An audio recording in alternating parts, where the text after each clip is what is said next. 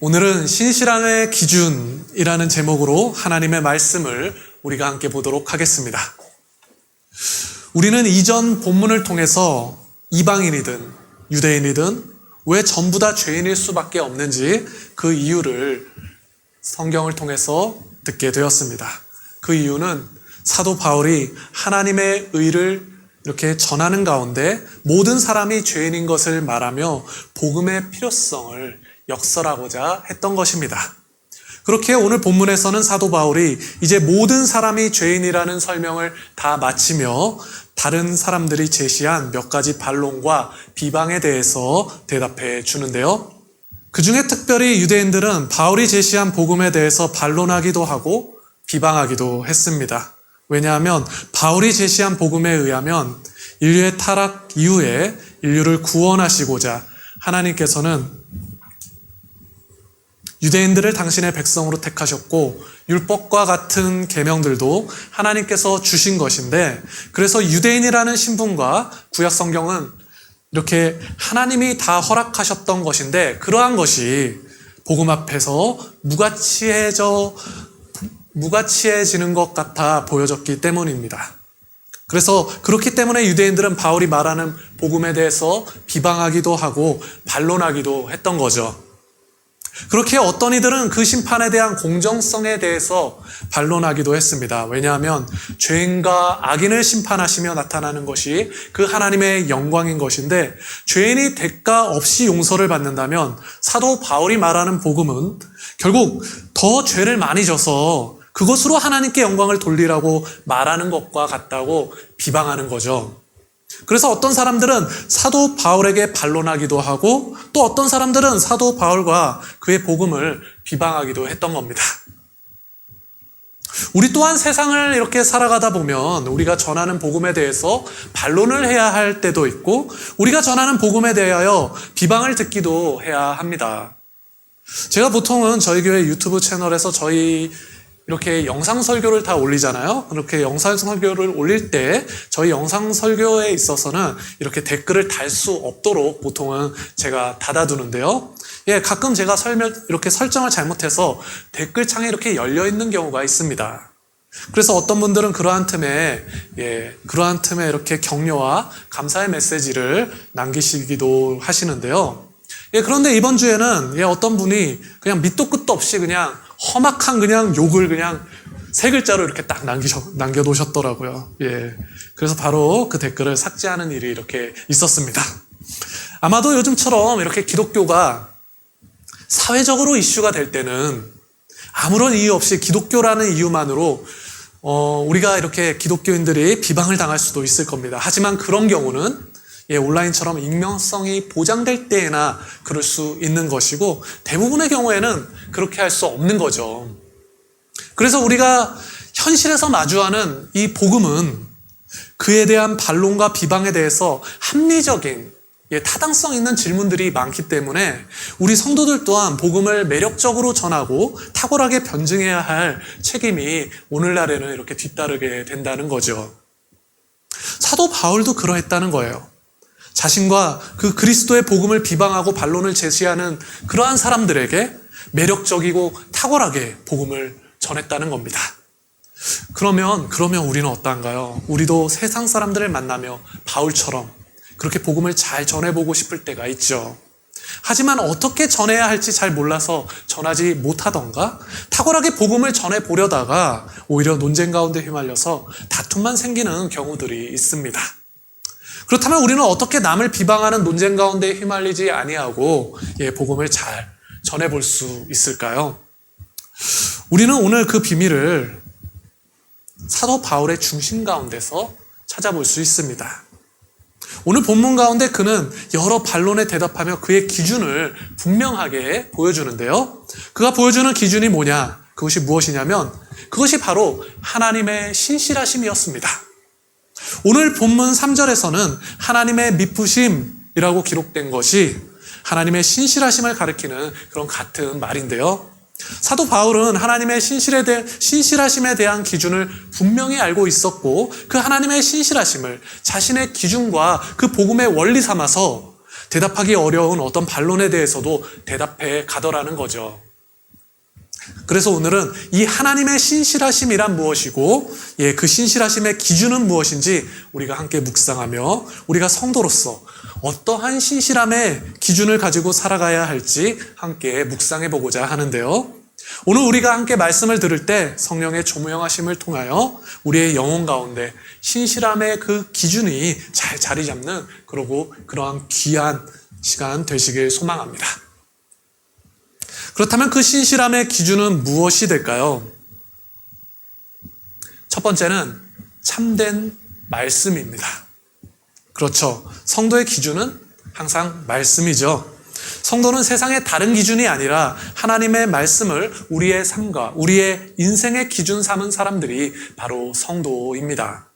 그래서 사람의 거짓됨을 거절하고 하나님의 참됨을 바라보며 살아가는 사람들이 성도란 말이죠. 그렇게 하나님의 말씀인 성경을 읽고 그 가르침에 대하여 신실하게 행하는 것이 우리 성도들에게는 매우 중요한 겁니다. 그런데 우리가 알고 있는 성경은 누가 어떻게 성경을 읽느냐에 따라서 그것이 때로 매우 거짓된 결과를 만들 수 있는데요. 대표적으로 이단들이 그러하죠. 최근에 이렇게 사회적인 공분을 샀던 한 선교단체 같이 성경을 종교적인 도구 삼아서 종교적 열심을 극대화시키는 데 오용하고 자신들의 종교적 열심을 해소하기 위해서 악한 일, 사회가 보기에도 악한 일을 행하는 것에 대해서도 그냥 막 행해버리는 그리고 그것을 또한 합리화하며 정당화시키는 그러한 모든 것이 다 그러하죠. 이처럼 인간의 욕망은 거짓됨을 만들어가기 참 쉽단 말이죠. 그래서 미혹되기가 참 쉬워요. 하나님의 일이라는 명분을 가지고서도 거짓된 결과를 만들기가 참 쉽단 말입니다. 본문 함께 보도록 하겠습니다. 본문 4절입니다. 그럴 수 없느니라. 사람은 다 거짓되되 오직 하나님은 참되시다 할지어다. 기록된 바 주께서 주의 말씀에 의롭다함을 얻으시고 판단받으실 때 이기려 하신 것과 같으니라. 아멘. 그렇습니다. 하나님만이 참되시고 하나님의 말씀 가운데 우리가 의로운지 아닌지가 다 확인되는 겁니다. 그런데요, 이 4절의 하반절에 보면 기록된 바 주께서 주의 말씀에 의롭다함을 얻으시고 판단받으실 때 이기려 하심이라 함과 같으니라 라는 이 구절은 다윗의 시편을 지금 사도 바울이 인용하고 있는 겁니다. 구약 성경에 있는 다윗의 시편을 인용하고 있단 말이죠. 다윗이 그 밧세바를 취한 사건에 대해서 자신의 죄를 인정하며 인간의 거짓됨이 어떠한지 자백하는 그러한 시편이 바로 이 시편이란 말이죠. 그래서 다윗과 같은 위대한 사람일지라도 이처럼 거짓됨을 만들었음을 우리에게 지금 전해주며 성경은 참된 하나님의 말씀 안에서 성도의 거짓됨이 다 드러나는 것임을 하나님의 말씀 앞에서는 그것이 다 드러나는 것임을 우리에게 전해주고 있는 것입니다. 사랑하는 여러분, 인간의 본성이 그러하다는 거죠. 죄로 인해 악하고 거짓된 결과를 만드는 게 인간의 본질인 겁니다. 그렇게 우리 성도들은 참되신 하나님을 바라볼 수 있어야 하는 것이고 그분의 참되심 안에서 하나님의 말씀을 또한 받을 수 있어야 하는 겁니다. 그렇다면 우리는 어떻게 하나님의 말씀인 이 성경을 참된 하나님의 말씀으로서 우리가 읽고 그러한 거짓되지 않은 참된 결과를 또한 만들어갈 수 있을까요? 우리는 어떻게 신실하신 하나님의 말씀 안에서 신실하게 반응하며 살아갈 수 있겠냔 말이죠. 그것은 오직 그분의 신실하심을 바라볼 때에만 우리에게 가능한 일이 될 것입니다.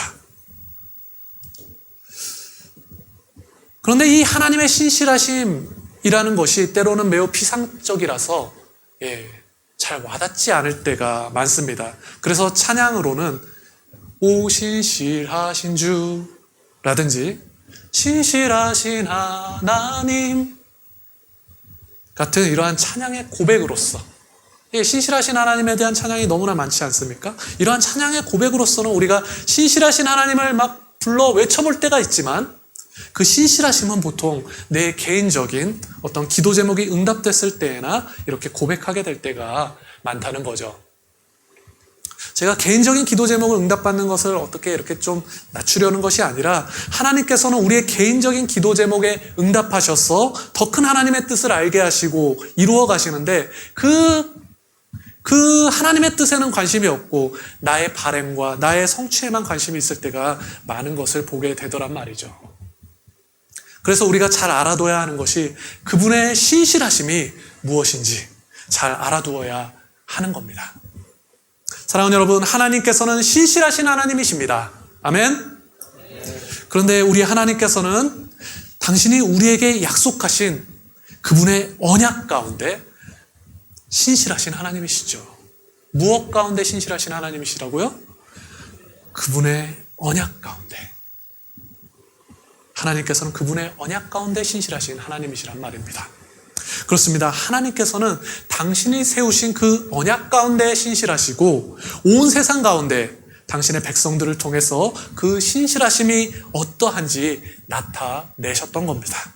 그렇게 사도 바울의 기준에서는 그 하나님의 신실하심이 가장 잘 기록된 것이 바로 구약 성경이었던 거죠.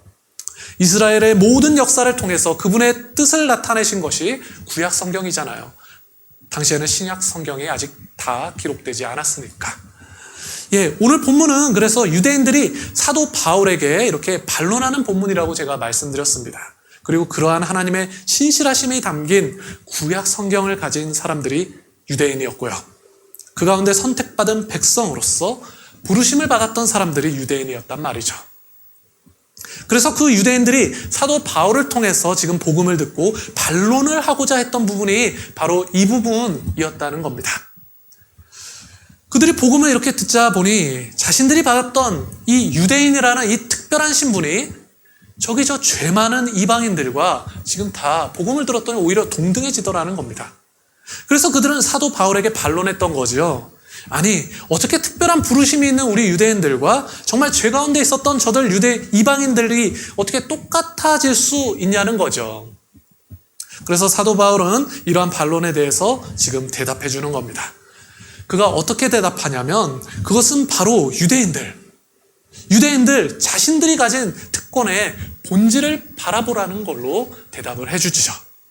그래서 바울은 오늘 본문 2절에서 그들의 참된 유익은 하나님의 말씀을 맡은 것이라고 전해주고 있는 겁니다.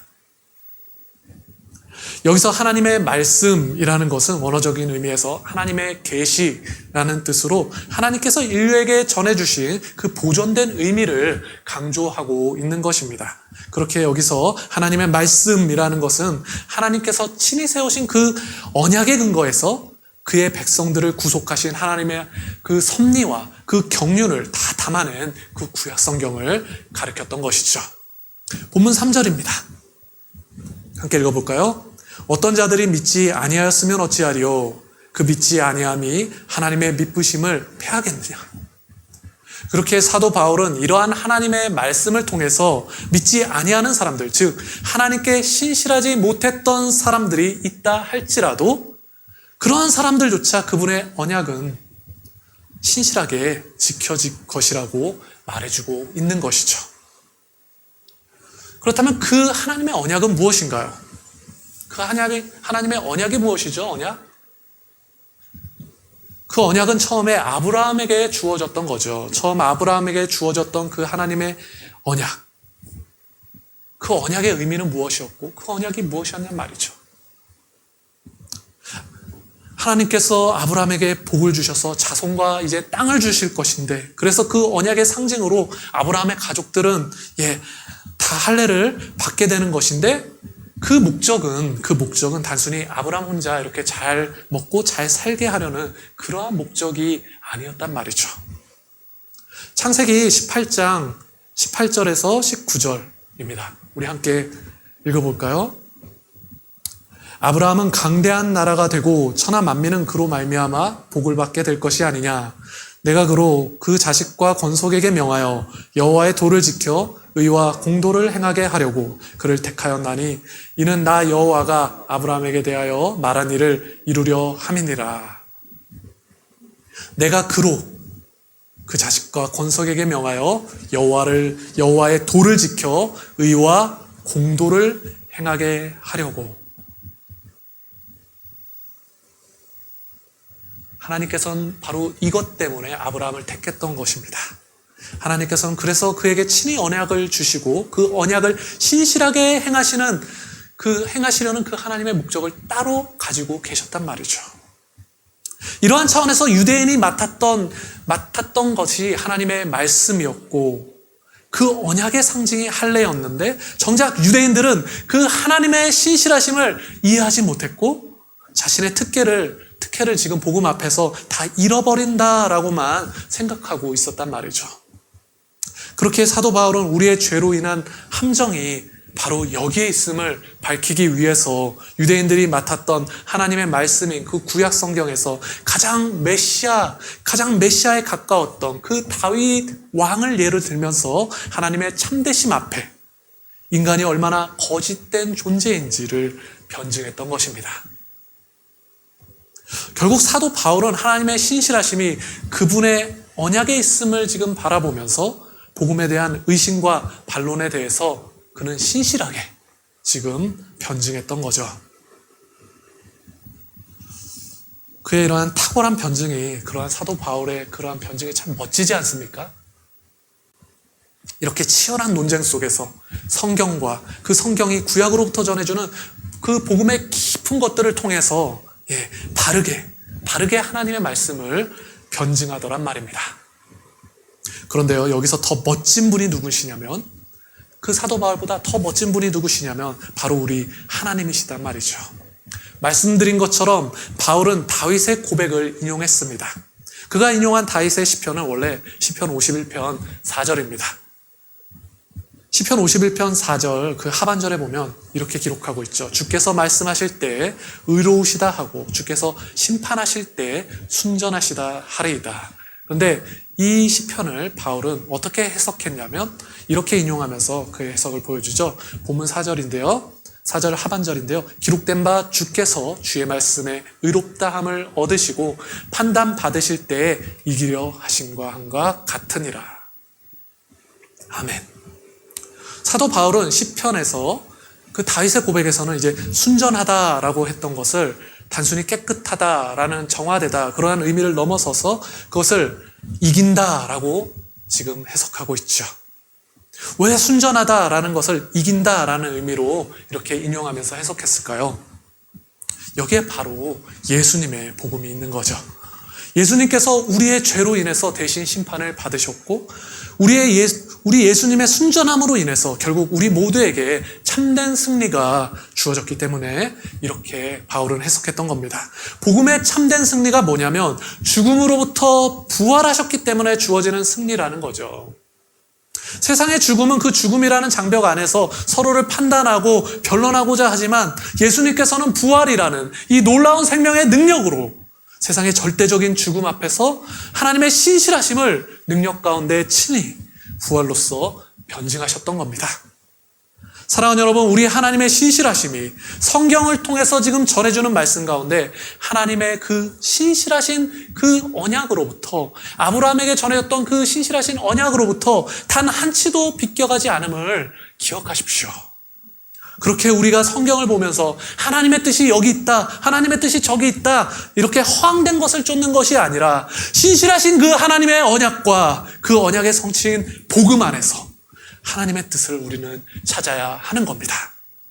이렇듯 우리 하나님께서는 세상의 모든 거짓과 죽음을 당신의 능력으로 이기시고 성령으로 우리 가운데 역사하셔서 우리로 말미암아 참된 복음을 신실하게 감당하며 살아가게 하시려는 것입니다.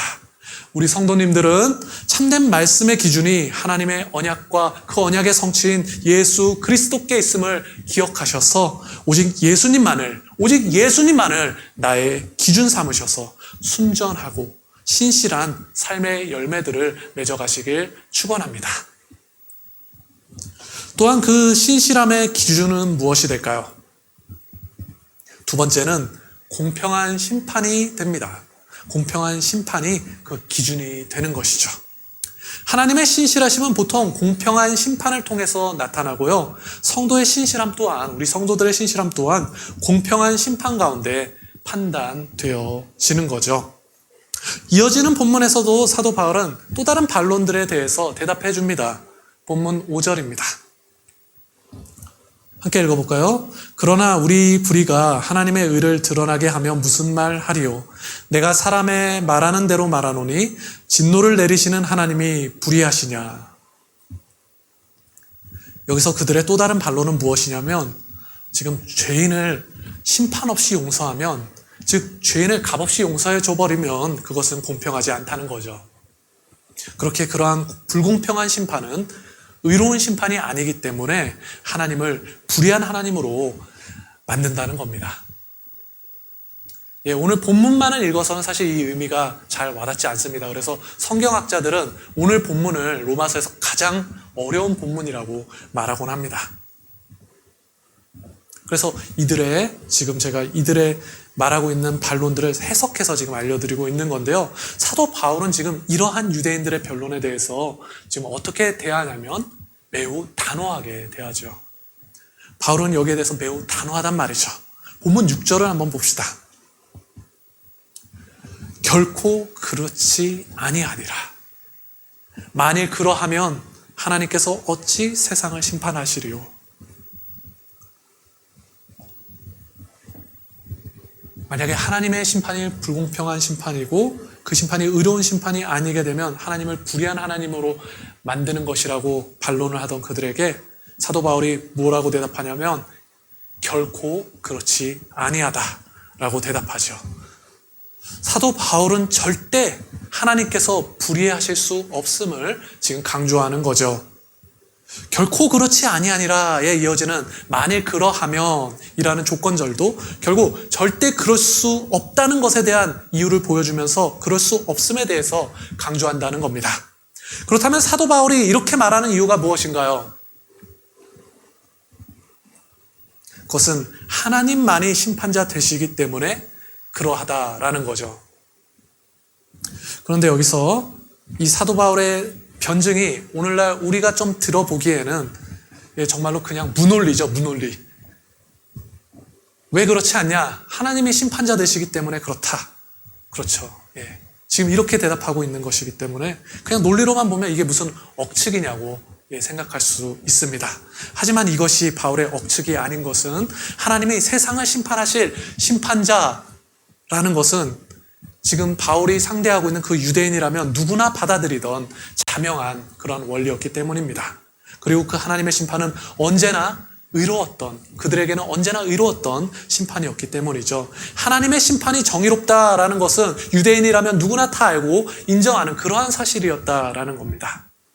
예레미야 9장 24절입니다. 자랑하는 자는 이것으로 자랑할지니 곧 명철하여 나를 아는 것과 나 여호와를 사랑과 정의와 공의를 땅에 행하는 자인 줄 깨닫는 것이라. 나는 이 일을 기뻐하노라. 여호와의 말씀이니라. 시편 96편 10절입니다.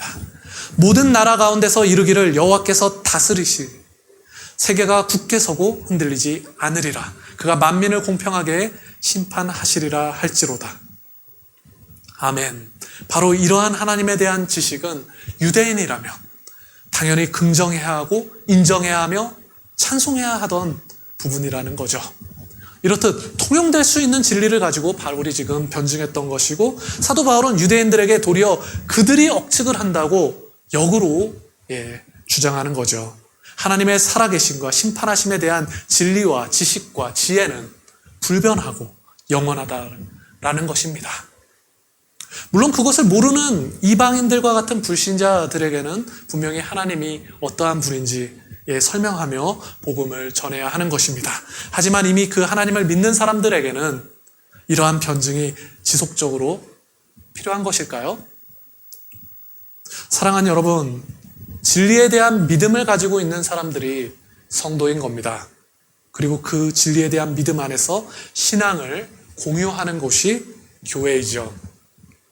교회는 믿음을 가진 사람들의 모임이지 믿음이 없는 자들을 위해서 그 신앙의 기준과 가치를 낮춰가며 사람을 끌어모으는 곳이 아니죠.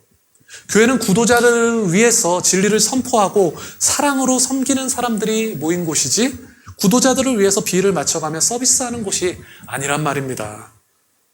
사랑하는 여러분, 교회는 불변의 진리를 수호하는 곳이고 그 진리를 세상에 선포하는 곳입니다.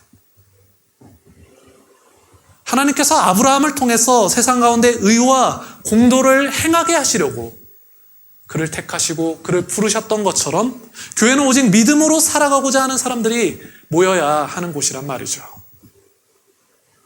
우리의 믿음은 하나님이 하나님 되게 하시는 것입니다. 그분이 하나님이시며 오직 하나님만이 의로우시기 때문에 모든 불의함은 그분의 공평한 심판 가운데 심판을 받아야 하는 거죠. 성경은 세상에 의인이 없다고 증거합니다. 세상의 법규는 나라마다 다르고 오늘날까지 보이지 않는 모든 곳에서 무전 유죄가 여전히 통용되고 있지만 하나님의 심판은 세상의 심판과는 달라서 누구나 공평하게 심판을 받게 되더라는 거죠. 그런데 이 공평한 심판 앞에서 문제가 뭐죠? 우리 또한 그 심판을 받아야 하는 사람들이고 우리는 그 심판을 기다리는 그러한 사람들이라는 거죠.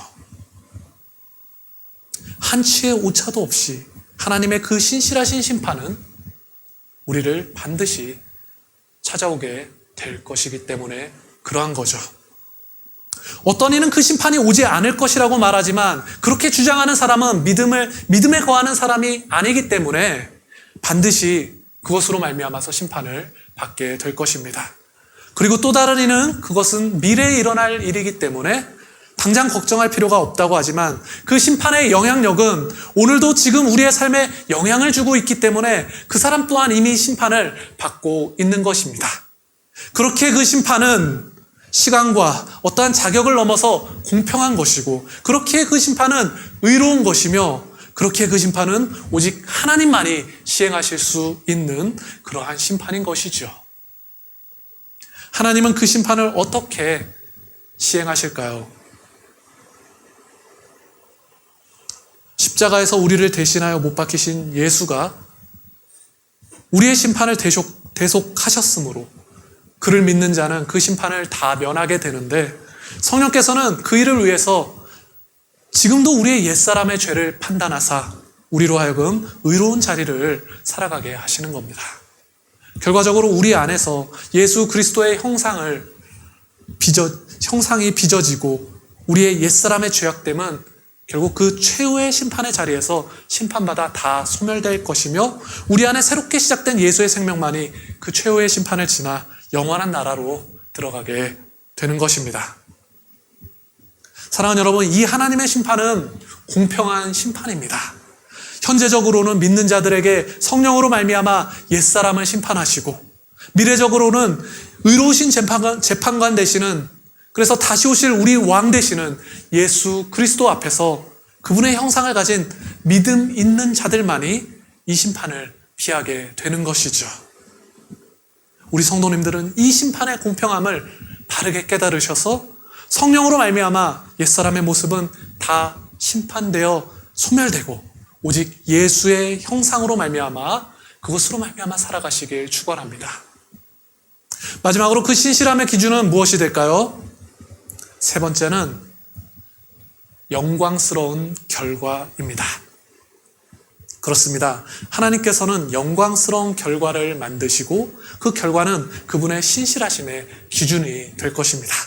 그렇게 우리 성도들에게도 동일하게 영광스러운 결과가 나타나야 하는 거죠. 오늘 본문에서 사도 바울이 이러한 변론을 벌이게 된 것은 앞서 말씀드린 것처럼 복음에 대한 도전이 있었기 때문인 겁니다. 어떤 이들은 반론을 제시했고 그리고 어떤 이들은 바울이 말하는 복음에 대해서 잘못 이해하고 그것을 비방하기도 했던 거죠. 그래서 바울은 지금 로마 교회에 이렇게 편지를 보내는데 이러한 질문들이 있을 것을 미리 예상하고 편지를 보내고 있는 것입니다. 그동안 바울이 전하던 복음을 공격했던 질문들은 우리가 두 번째 포인트에서 이렇게 나눴던 것처럼 우리가 죄를 지으면 그것이 하나님께 영광이 되니까 그렇게 죄를 짓는 것 자체가 좋은 일이 아니냐는 그러한 순진한 억측도 있었습니다. 하지만 어떤 사람들은 오히려 반대로 사도 바울이 그러한 순진한 억측을 하고 있다고 비방하는 사람들도 있었다는 거죠. 그렇게 사도 바울은 이러한 반론과 비방에 대해서 어떻게 대답했냐면 이렇게 대답합니다. 본문 7절입니다.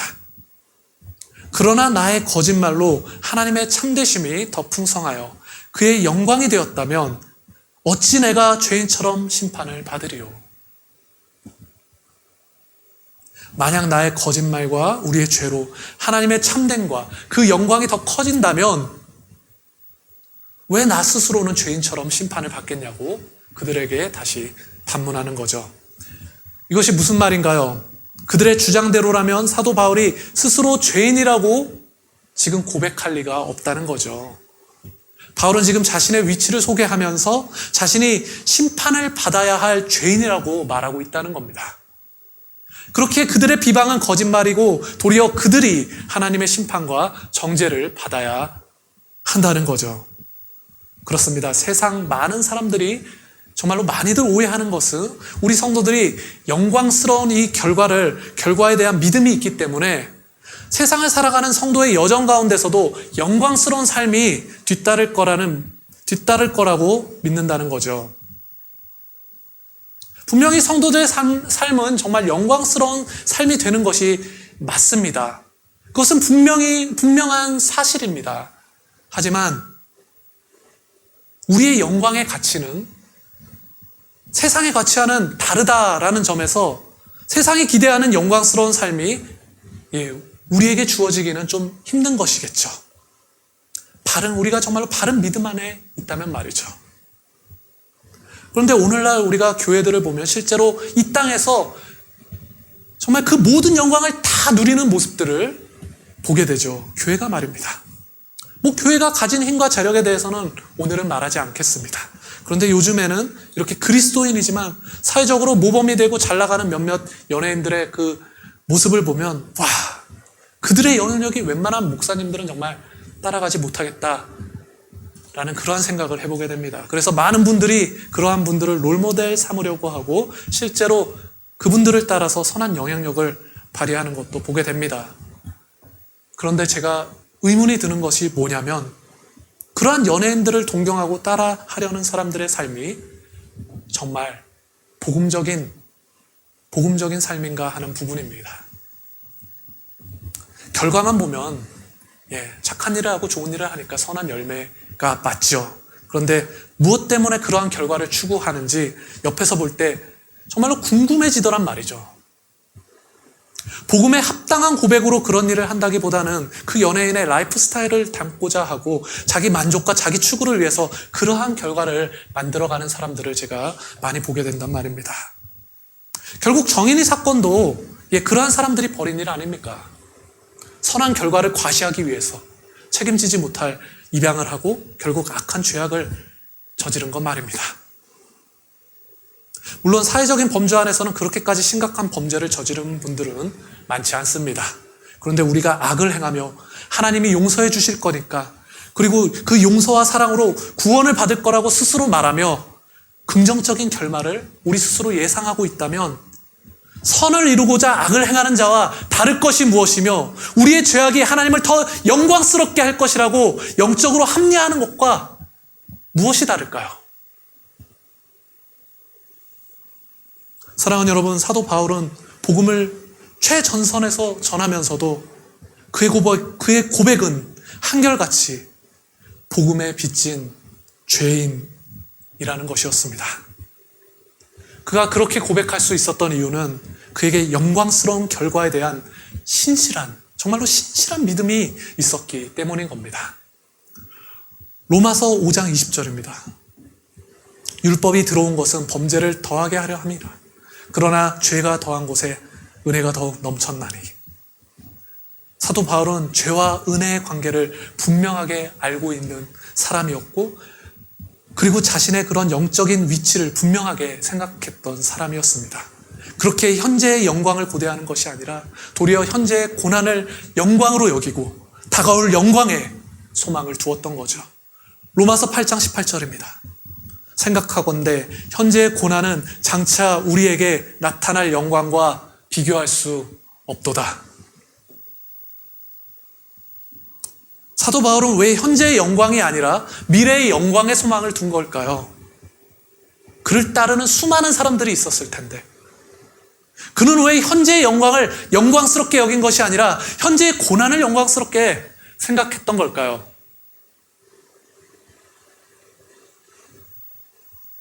그것을 합리화할 수 있는 충분한 지혜가 있었음에도 그렇게 하지 않더란 말이죠.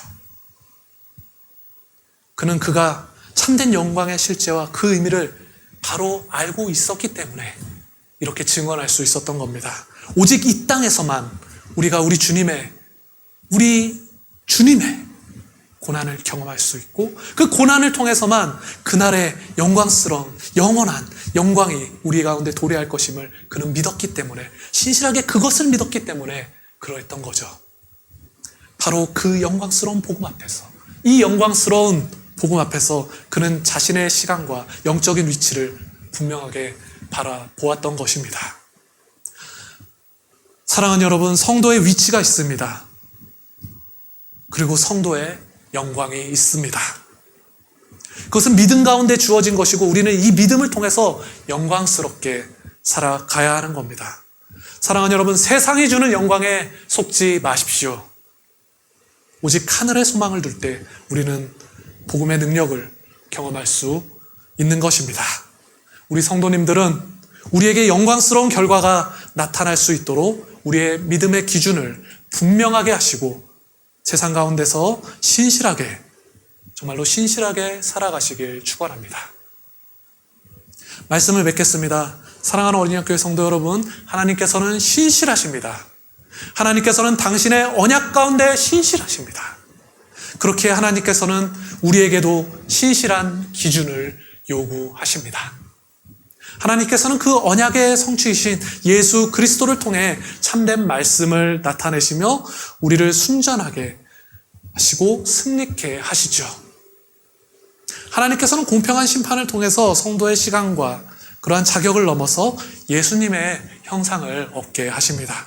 그리고 하나님께서는 영광스러운 결과를 우리로 바라보게 하심으로 오늘도 성도가 신실하게 믿음으로 살아가게 하십니다. 사랑하는 어린이학교의 성도 여러분, 우리가 이번 한 주를 살아갈 때에도 우리가 하나님의 신실하심을 따라 살아갑시다. 그래서 주의 말씀을 붙들고 그의 심판을 통해서 우리의 옛사람이 깨어지는 그러한 영광스러운 결과를 얻으며 신실하게 살아갑시다. 우리 성도님들은 삶 속에서 신실하신 하나님의 뜻을 모두 다 이루어 가시길, 하나님이 목적하시고 계획하셨던 하나님의 언약의 근거에서 우리 한 사람 한 사람에게 목적하셨던 그 신실하신 하나님의 뜻을 각자가 이루어 가시길 우리 주님의 이름으로 축원드립니다.